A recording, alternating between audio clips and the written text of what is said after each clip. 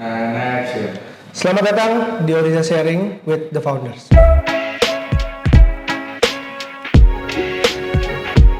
Oke, sekarang di sini sudah ada salah satu mentor saya, yaitu Mas Gugun Gunawan. Selamat datang, Mas. Alhamdulillah, Selamat terima kasih datang. Mas Gani. Gimana, Mas Gugun? Dari mana?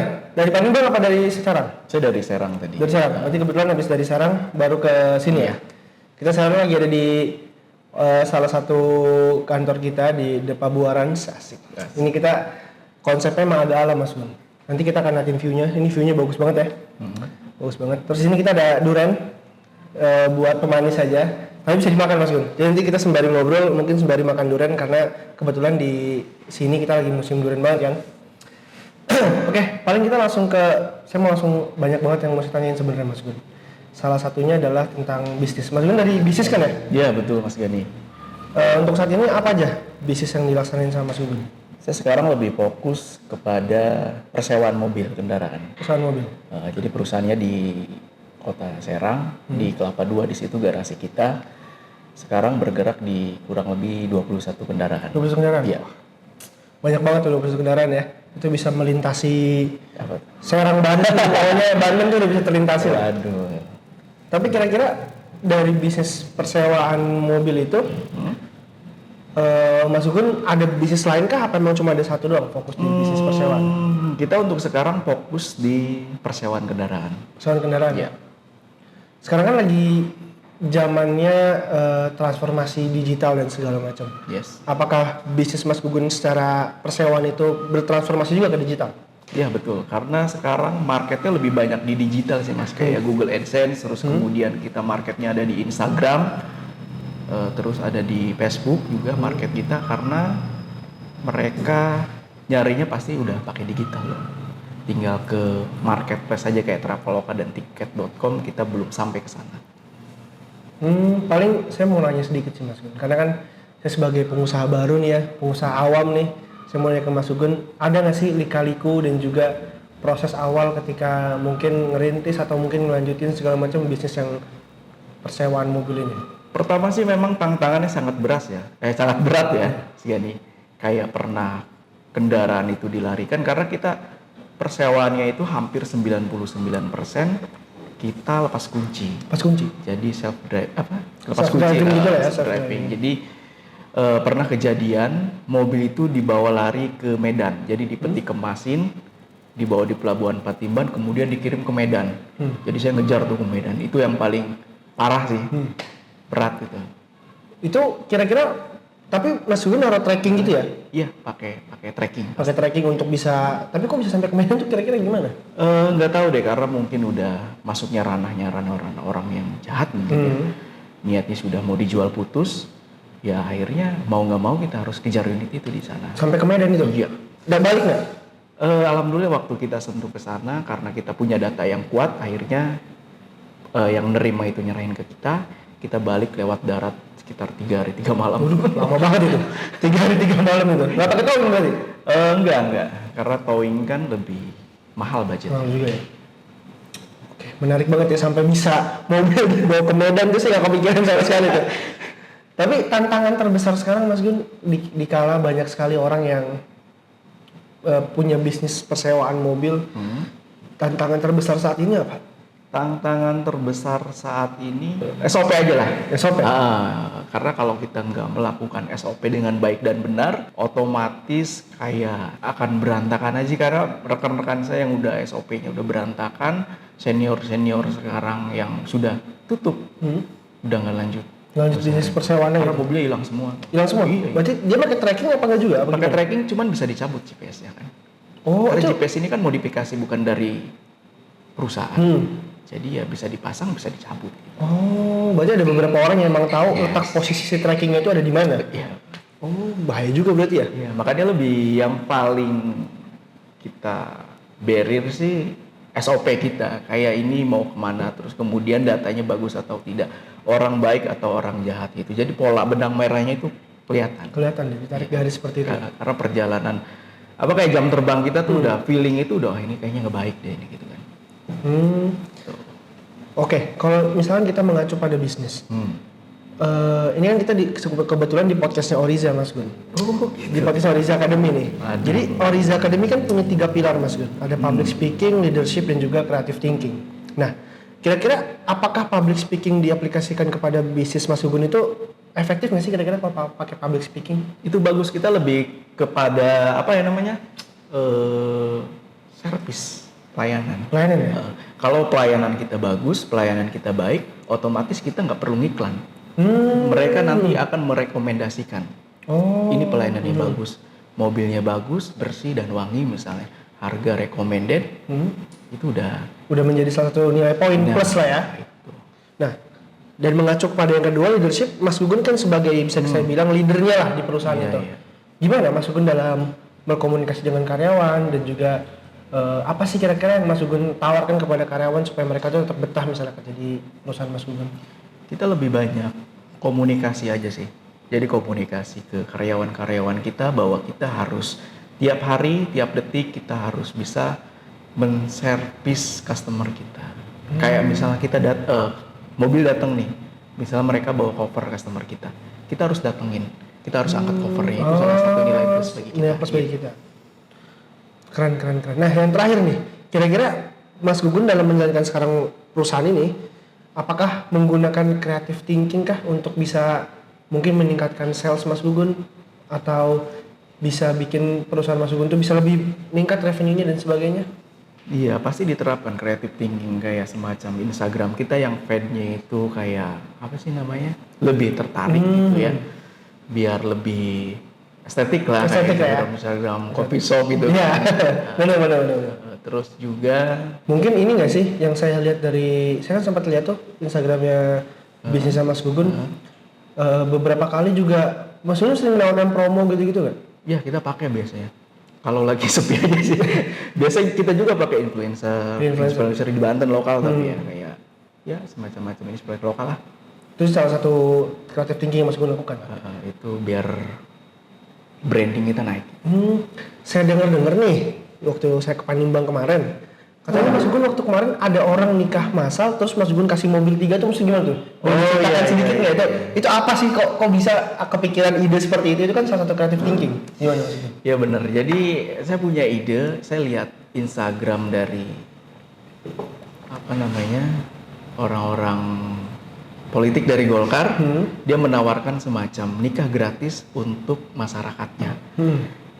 Kenapa nggak saya aplikasikan gitu kan? Saya punya kendaraan, saya bergerak di bidang transportasi, akhirnya kita mewadahi orang-orang milenial yang baru mau nikah, tapi kita fasilitasi dengan mobil mewah menengah ke atas.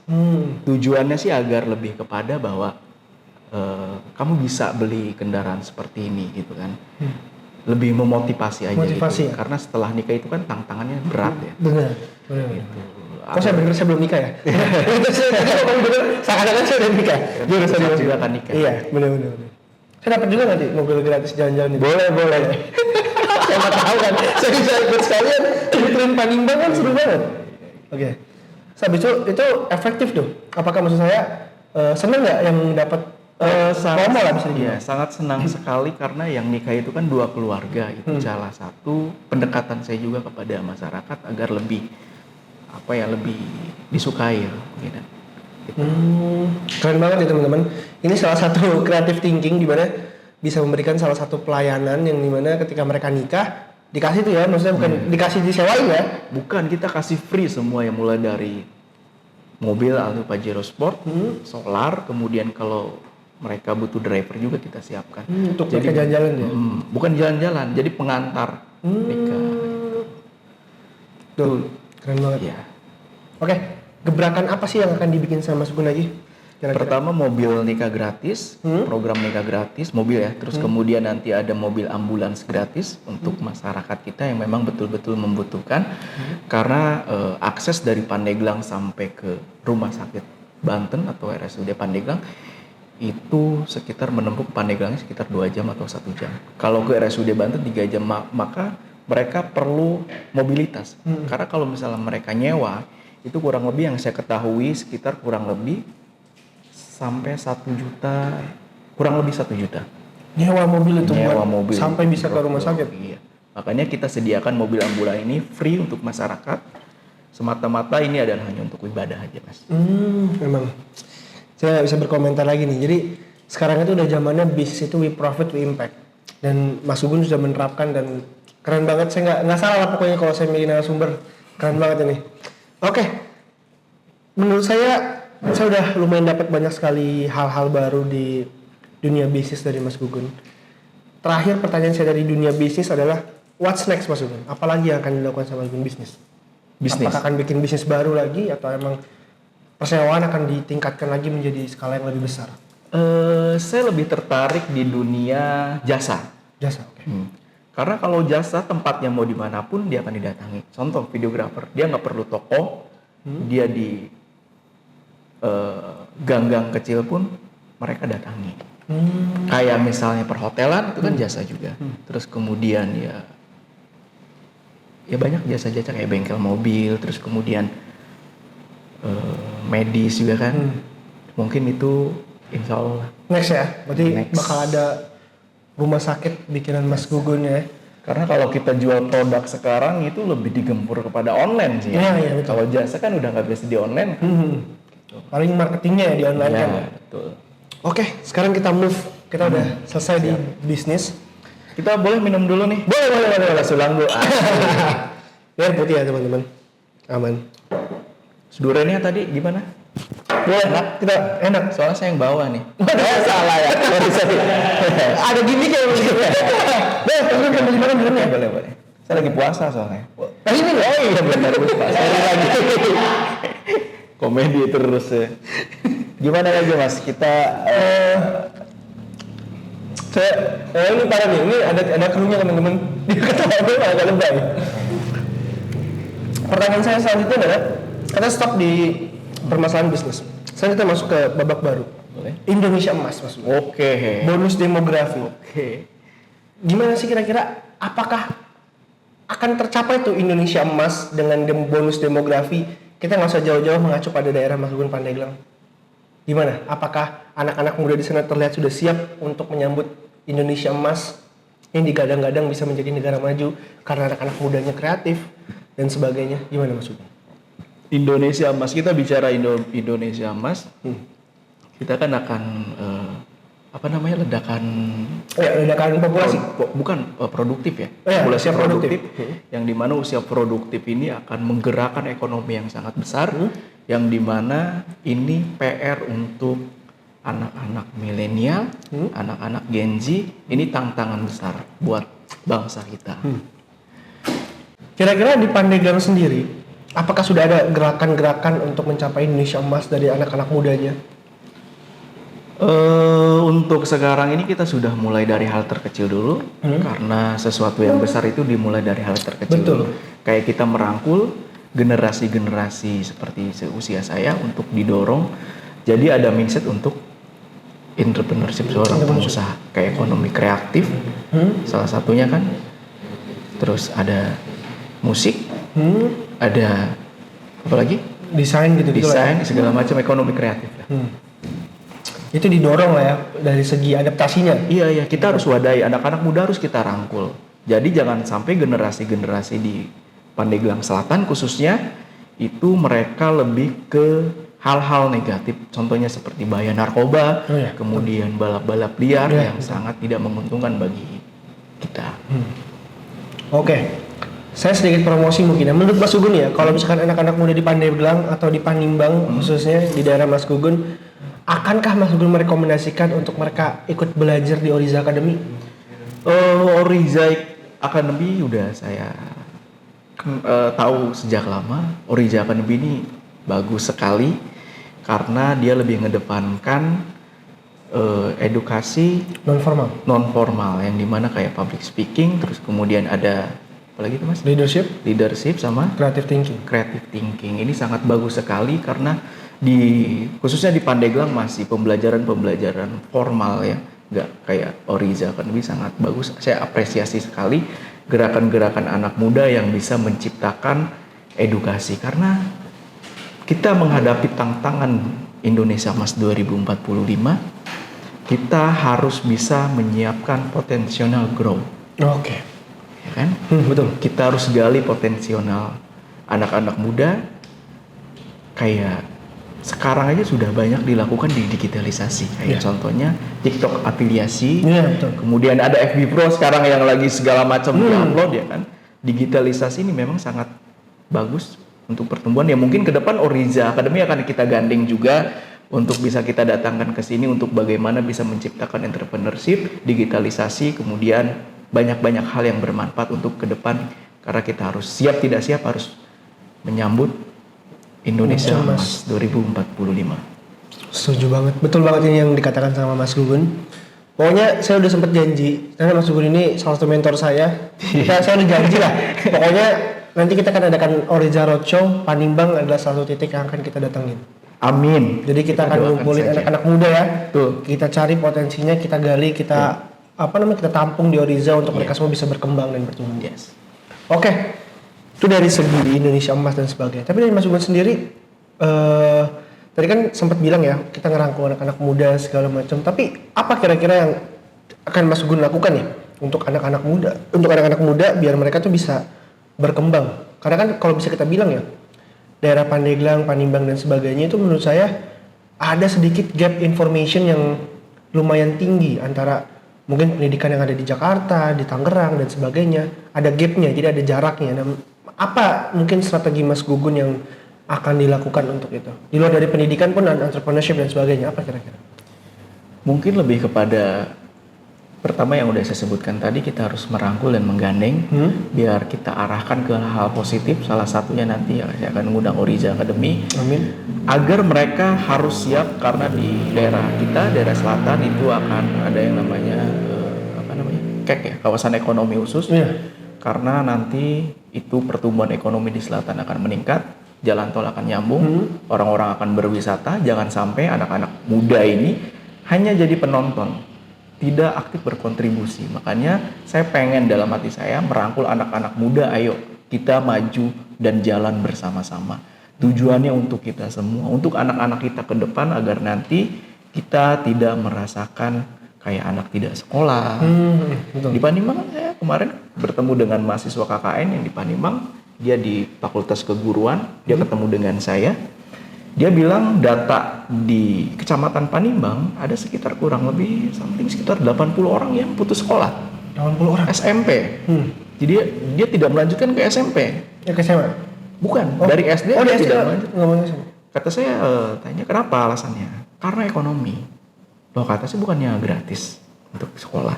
Ya mungkin dari mindset orang tua juga karena mungkin ekonominya rendah, usia lulus SD nelayan, melaut gitu kan. Langsung ikut kerja ya? Iya, karena sayang sekali kan. Itu. Jadi Mas Gugun ini akan merangkul dan mengajak anak-anak muda untuk menyambut salah satunya adalah kawasan ekonomi kreatif di Tanjung Lesung, Panimbang dan sekitarnya supaya mereka bisa bukan hanya menjadi penonton ya, jadi bisa menjadi pelaku juga. Yes. Karena di Pandeglang semua punya, gunung kita punya, ladang persawahan kita punya, laut kita punya, pariwisata, Tanjung Lesung, ekonomi khusus kita punya, semua kita punya.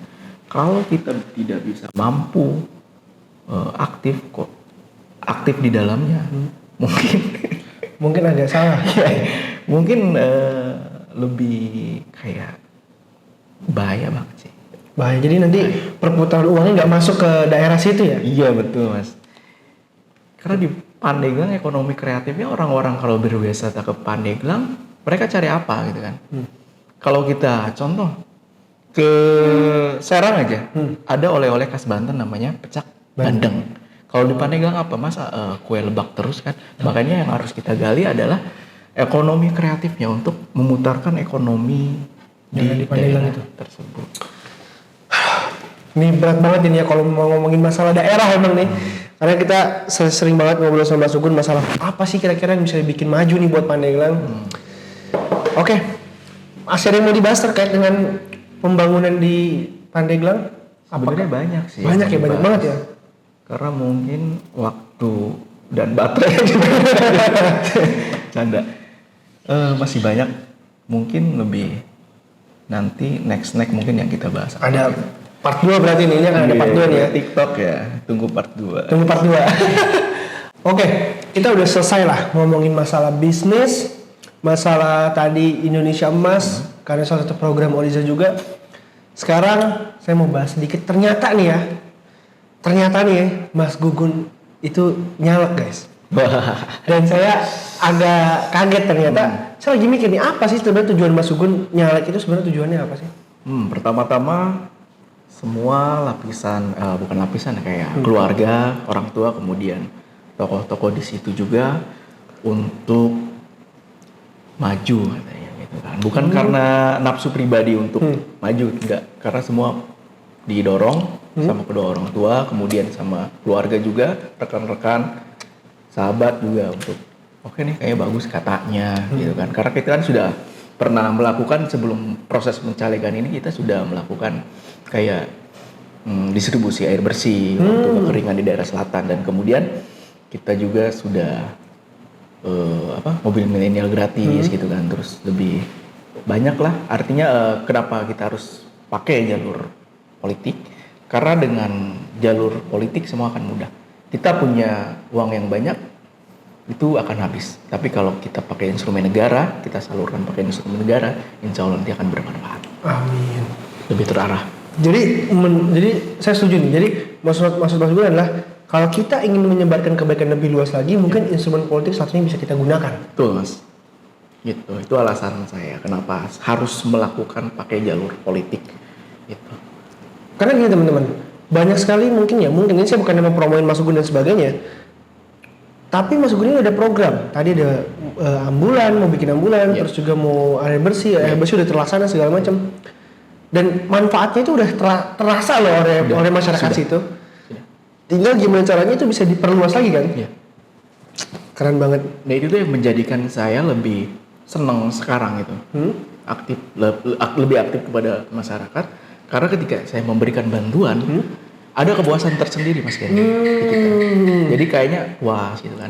Makanya saya mungkin ke depan akan lebih banyak, mungkin ya, doakan saja, akan lebih banyak meneruskan kebaikan. Amin.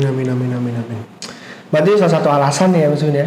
Berarti nggak ada alasan-alasan lain ya. Iya. Cuma pengen meneruskan kebaikan. Betul. Karena kan kalau Mas Gugun sendiri udah ada bisnis segala macam, jadi emang tujuannya untuk kebaikan ya. Kebaikan, itu saja. Keren banget. Oke, mungkin saya mau tanya pertanyaan terakhir dari saya karena udah malam juga. Iya. Takutnya Mas Gugun mau istirahat jauh ke Panimbang guys, gitu. Jauh banget. Kalau kalian mau tahu, searchingnya di Google ya, Serang ke Panimbang. Itu 2 hari 3 malam ya. 3 jam. Apa pesan Mas Gugun buat anak-anak muda yang mungkin sekarang lagi berusaha untuk berkarya dan sebagainya? Anak muda harus lebih banyak berkarya, kemudian harus lebih aktif terhadap sosial politik, salah satunya. Kenapa? Karena yang membesarkan negara ini salah satunya kayak Bung Karno aja, usia muda sekitar 20 something lah ya, dia terlibat aktif di dalam dunia politik. Jadi jangan patah semangat, kita harus bisa memimpikan sesuatu yang besar, karena mimpi ini gratis. Betul. Kita mimpikan yang mahal, jangan mimpikan yang murah, nanti kemudian akan berefek panjang untuk bangsa kita. Kita nggak tahu Mas, usia muda waktu Jokowi 25 tahun masih nyerut kan? Ya. Tahu-tahu sekarang udah jadi presiden. 2 periode lagi. Dan kita pun yang sekarang nih Mas Gani, siapa tahu ke depan bisa jadi saya orang besar. Amin. Jadi kita harus lebih banyak belajar, ketemu orang baru, kita pelajari. ATM sih biasanya, amati, tiru, kemudian modifikasi gitu. Itu yang saya lakukan sekarang gitu Mas Gani. Betul, keren banget ya. Jadi buat anak-anak muda di sini yang nonton, jangan pernah yang namanya menyerah. Terus selalu melakukan yang terbaik ya Mas Gun ya. Selalu berinovasi. Masih muda, yang kalian punya cuma satu, yaitu waktu. Ya. Jadi manfaatkan waktunya untuk bereksplor ya Mas Gun ya. Dan sebagainya, persisten dan juga konsisten itu paling penting. Jadi Mas Gun bakal merekomendasikan kan nih, misalkan anak muda pengen berkembang dan bertumbuh untuk ikut join Oriza Academy menurut Mas Gun? Tadi udah dibahas ya. Bakal join ya? Pasti akan join. Apalagi kalau misalnya memang saya duduk, saya akan buat program sendiri, tidak dibiayai sama Sansi misalnya contohnya. Berapa orang nanti saya ambil yang potensial, yang memang ini sangat potensial dan punya skill, nanti saya akan bawa ke Oriza Academy. Wes, mantep banget nih. Tulang. Yang pasti saya Mas Sugun, saya udah bikin janji sama Mas Sugun bahwa akan ada Oriza Roadshow di Panimbang. Saya akan gali potensi di Panimbang, kita akan bentuk anak-anak muda yang kreatif. Di setiap masing-masing daerah nanti kita akan kembangkan potensi-potensinya. Mas Sugeng ikut? Siap? Semangat. Siap membaur? Siap terjun ke lapangan kita? Sangat siap. Sangat siap. Oke, terima kasih semuanya udah nonton. Makasih Mas Gugun atas kasih, waktunya. Mas Gani.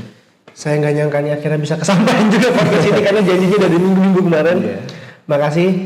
Saya doakan semua yang akan Mas Gugun sukses. Amin ya Allah. Ini doa dari pribadi dari saya punya hak untuk memilih. Saya doakan Mas Gugun bisa duduk di kursi itu.